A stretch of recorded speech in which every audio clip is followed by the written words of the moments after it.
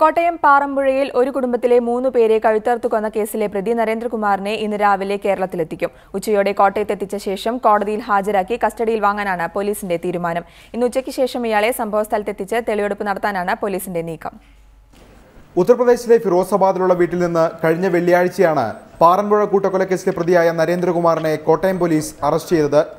ഫിറോസാബാദിലെ കോടതിയിൽ ഹാജരാക്കിയ ഇയാളെ രാത്രി ഏറെ വൈകിയാണ് ദില്ലി വിമാനത്താവളത്തിൽ എത്തിച്ചത്. വിമാനമാർഗം മുംബൈ വഴി ഇയാളെ കൊച്ചിയിലെത്തിക്കും.